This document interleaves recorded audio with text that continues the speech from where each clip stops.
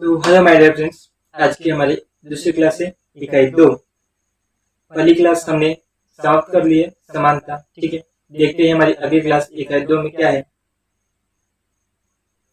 तो इसमें हमें देखना है राज्य सरकार। ठीक है, राज्य सरकार कैसा होता है, उसमें क्या होता है, ये सभी हम देखेंगे। ठीक है, चलिए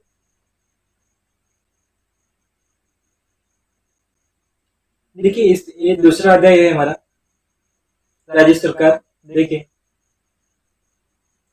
स्वास्थ्य में सरकार की भूमिका देखिए क्या क्या होती है। लोकतंत्र में लोगों की यह अपेक्षा रहती है कि सरकार उनके कल्याण के लिए कार्य करे। लोकतंत्र है तो लोग अपने कार्य के लिए सरकार कर सकते हैं, तो उनका ये आह्वान होता है कि लोकतंत्र में लोगों की अपेक्षा रहती है कि सरकार उनके कल्याण के लिए कार्य करे। ठीक है, कल्याण के लिए कार्य करे, शिक्षा, स्वास्थ्य, रोजगार प्रदान करे, गृह निर्माण, सड़कों के विकास तथा बिजली आदि उपलब्ध कराना। ये सभी नागरिक अपने सरकार से चाहते हैं क्या ये सभी उन सभी को मिले। ठीक है, देखिए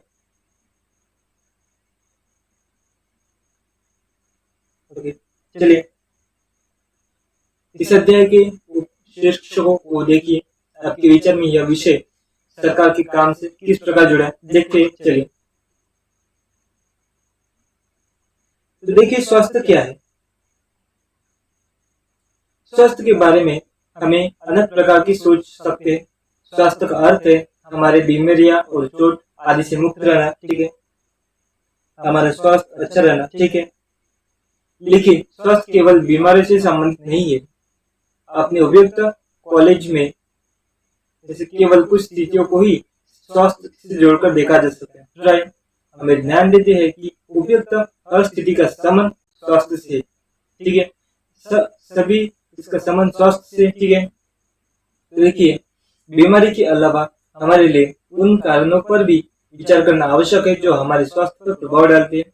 उदाहरण के लिए यदि लोगों को पानी पीने के लिए स्वच्छ पानी और प्रदूषण मुक्त वातावरण मिले तो वे सामान्य स्वस्थ रहेंगे। ठीक है, इसका सामान्य अर्थ है कि वो स्वस्थ रहेंगे। दूसरी ओर यदि लोगों को भरपेट भोजन न मिले अथवा वे भूखन भरी अवस्था में रह तो उनकी बीमारी को पड़ने की संभावना अधिक है, तो वो बीमार पड़ सकते हैं। एक ऐसा है कि वो अच्छी जगह से रह के अच्छी हवा लेके अच्छे पानी पी के अच्छे रहे, स्वस्थ रहे, और दूसरा वो गंदगी से भरे जीवन में जिए तो बीमार पड़ने की संभावना है। ठीक है, तो इससे भी स्वास्थ्य से जुड़े दो टॉपिक है। ठीक है, देखिए अगला, हम सब चाहते हैं कि जो भी कार्य करें चुस्ती से करें और उच्च मनोबल के साथ करें। सुस्त और आक्रामक रहना, चिंताग्रस्त होना और लंबे समय तक डरे सहमे रहना स्वस्थ जीवन के लक्षण नहीं है। ये लक्षण हमारे लिए बहुत ही हानिकारक हो सकते हैं। ठीक है, हम सबको तनाव मुक्त और प्रसन्न रहना चाहिए। हमारे स्वस्थ जीवन का रहस्य है तनाव मुक्त और प्रसन्न रहना। ठीक है, हमारे जीवन के ये सभी पहलू स्वस्थ हिस्से है। ठीक है, स्वस्थ हिस्से। ओके, आइए देखिए भारत में स्वास्थ्य सेवाएं देखिए। ठीक है, आइए भारत में देखते हैं कौन कौन सी स्वास्थ्य सेवाएं। संसार भर में भारत सर्वाधिक चिकित्सा महाविद्यालय है और यहाँ सबसे अधिक डॉक्टर तैयार किए जाते हैं। लगभग हर वर्ष 30,000 से अधिक नए डॉक्टर योग्यता प्राप्त करते हैं। ठीक है, देखिए 30,000 से अधिक, ये आंकड़ा आप याद रखना।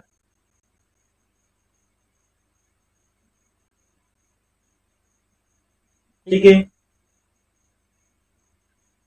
तो देखिए भारत के अधिकांश डॉक्टर शहरी क्षेत्रों में बसते हैं।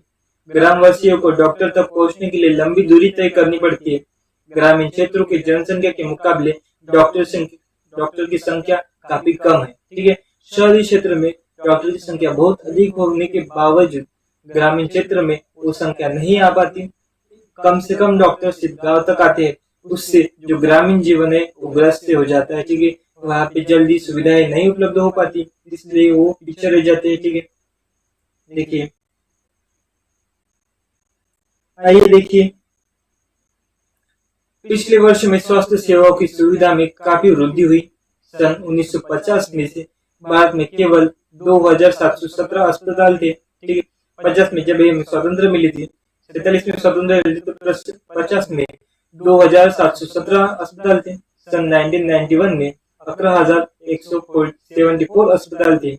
और सन 2017 में यह संख्या बढ़कर 23,583 हो गई। ठीक है, संख्या लगभग बहुत बढ़ गई, तो ये संख्या 23,583 मतलब 600 लगभग 600 हो गई। ठीक है, भारत के करीब 5 लाख लोग प्रतिवर्ष तपेदिक टीबी से मर जाते। तपेदिक मतलब टीबी होता है। ठीक है, टीबी से मर जाते।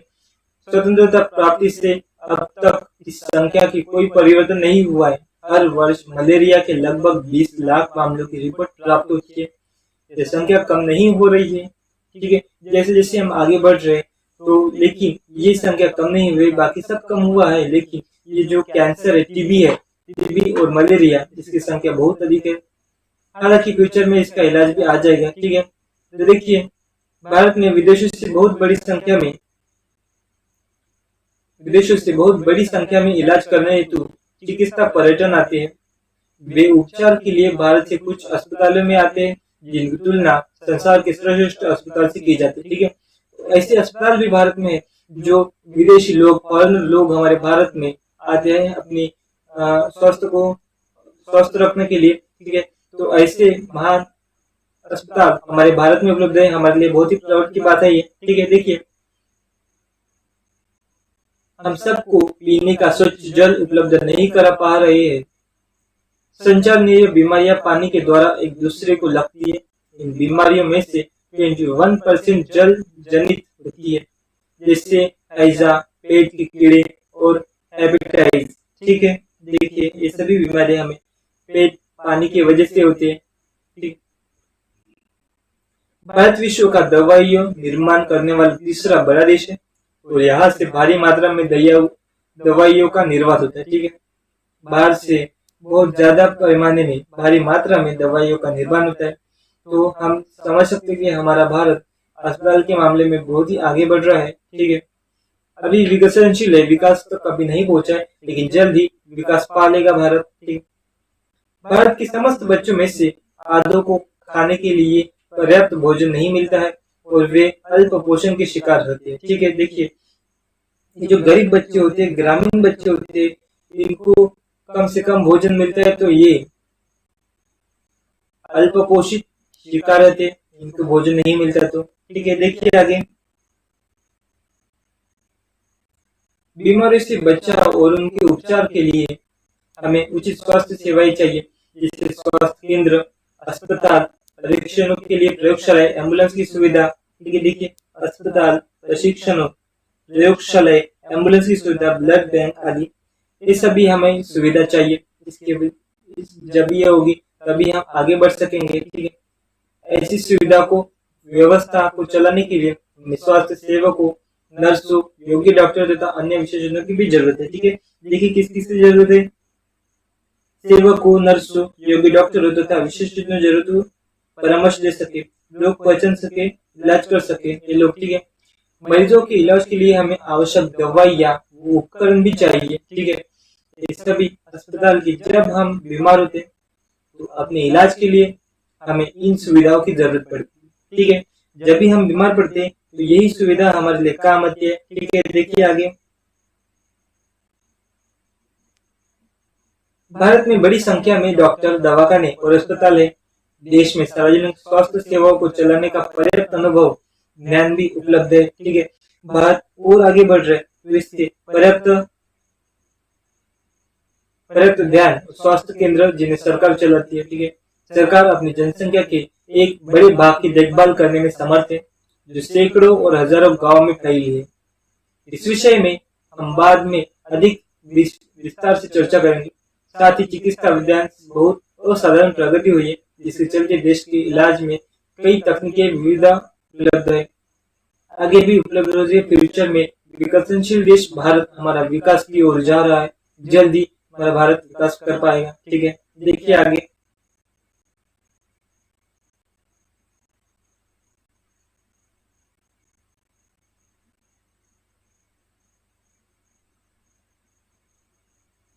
देखिए सार्वजनिक और निजी स्वास्थ्य सेवाएं। देखिए सार्वजनिक स्वास्थ्य सेवाएं, देखिए सबसे पहले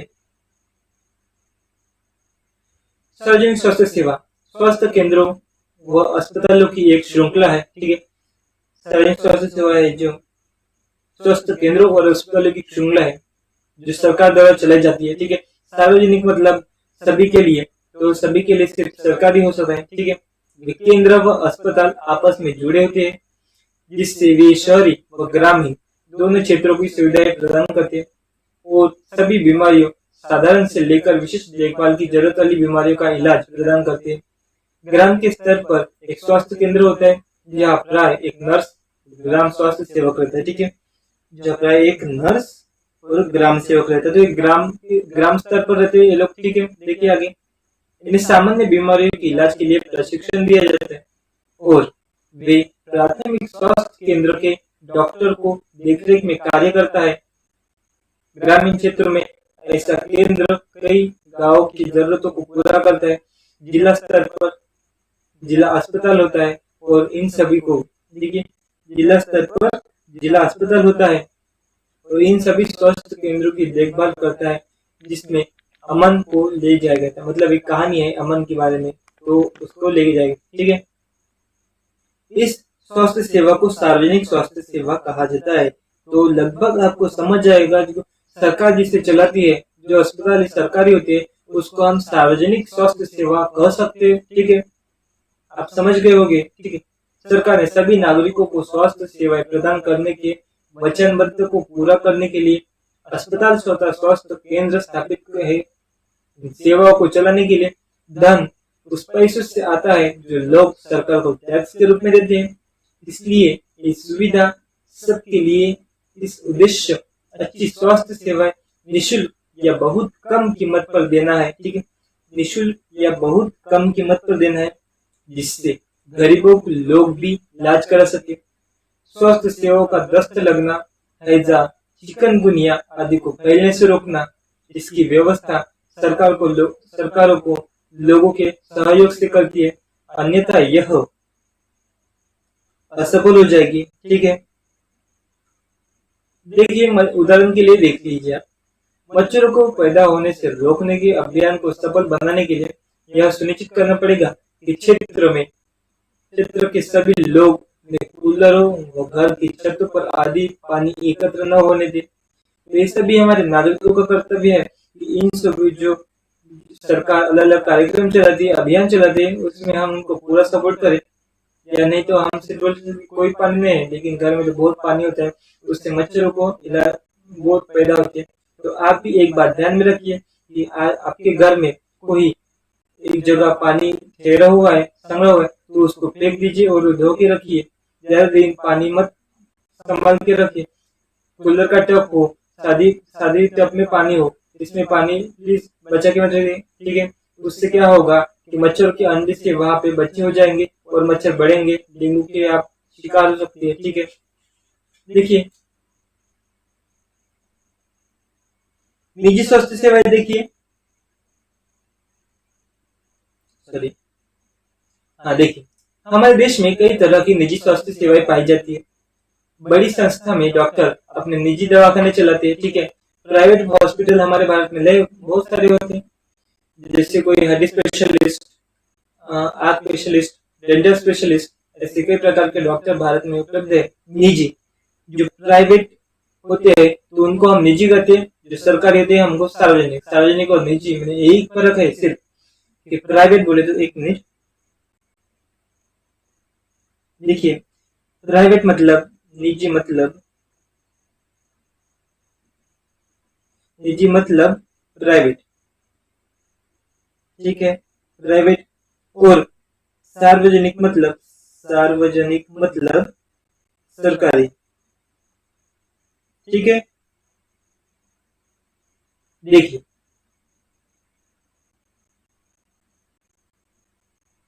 स्वास्थ्य सेवा और समानता, क्या सबके लिए पर्याप्त स्वास्थ्य सेवाएं उपलब्ध है? भारत जितना भी विकसनशील हुआ है, क्या उसमें हमको सभी को पर्याप्त स्वास्थ्य सेवाएं उपलब्ध है? देखिए, हम भारत में ऐसी स्थिति का सामना कर रहे हैं जहां निजी सेवाएं तो बढ़ रही है परंतु सार्वजनिक नहीं। ठीक है, तो भारत में अभी भी पूरा मतलब निजी जो सेवा है वो अपने अपने इस कार्य में विकास ला रहे हैं, परंतु भारत की जो सार्वजनिक सेवा है वहां पे अभी भी उतनी स्तर पर है जितने पहले थी। ठीक है, ऐसी दशा में लोगों को मुख्यतः निजी सेवाएं की उपलब्ध हो पाती है। वे शहरी क्षेत्रों में केंद्रित है। इन सेवाओं का मूल्य भी अपेक्षाकृत अधिक है। दवाइयाँ महंगी हो जा रही है। बहुत से लोग उन्हें खरीदने से समर्थ नहीं होते, इसलिए जब परिवार से बीमारी होती है तो उन्हें ऋण लेना पड़ता है।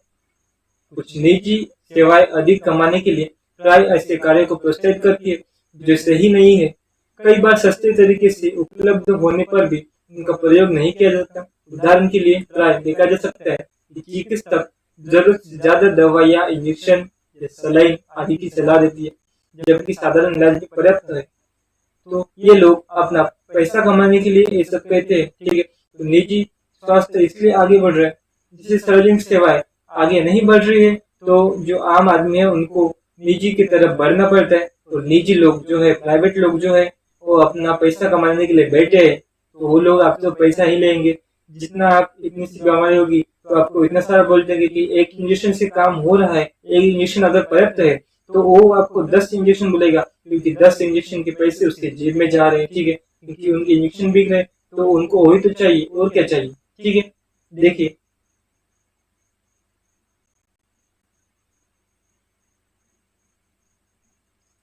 केरल का अनुभव देखिए। 1996 में केरल ने एक राज्य में कुछ महत्वपूर्ण परिवर्तन किए। देखिए क्या परिवर्तन किए 1996 में, ठीक। राज्य के पूरे बजट का 40% पंचायतों को दे दिया गया। इससे पंचायतें अपनी आवश्यकताओं को योजनाबद्ध कर उनकी पूर्ति कर सकती है। इससे गांव के लिए पीने का पानी, आहार, औरतों का विकास, शिक्षा आदि के लिए उचित व्यवस्था सुनिश्चित करना संभव हो सके, ठीक है। देखिए इस गांव में पानी, पीने के लिए पानी, आहार, औरतों का विकास, शिक्षा आदि के लिए उचित व्यवस्था सुनिश्चित करना संभव हो चुका है। इसकी सरकार ने ऐसी व्यवस्था चालू की है, इसका स्थापन किया है। इसके फलस्वरूप जल वितरण व्यवस्था की जांच की गई, स्कूलों और आंगनबाड़ियों को काम को सुनिश्चित किया गया और गांव को विशेष समस्याओं पर ध्यान दिया गया। स्वास्थ्य केंद्रों में भी सुधार किया गया। सरकारी में स्थिति में सुधार आया। इतने प्रयत्नों के बाद भी कुछ समस्या तो बनी रही, जैसे दवाइयों की कमी, अस्पतालों में पर्याप्त बिस्तर, पर्याप्त डॉक्टर का ना होना। इस समस्याओं को दूर करने की आवश्यकता है। अधिक जानकारी लिए लॉगिन पर आप इस वेबसाइट को देख लीजिए। आप इस वेबसाइट पे चेक कर सकते, ठीक है। देखिए यहाँ पर भी उतना ही पर्याप्त बिस्तर नहीं है, पर्याप्त डॉक्टर नहीं है। तो देखिए भारत अभी भी बहुत पीछे, जिसको जल्द से जल्द, भारत सरकार में बहुत भ्रष्टाचार भरा है। अगर ये भ्रष्टाचार चला जाए तो भारत भी एक विकसित देश है। तो इसको आगे बढ़ने के लिए जो हमारे नेता लोग बैठे हैं, जो भ्रष्टाचार की ओर बढ़ रहे हैं, तो ये भ्रष्टाचार रोकने के लिए हमें एकजुट होना पड़ेगा। तो हमें उसी को वोट देना है जो हमारे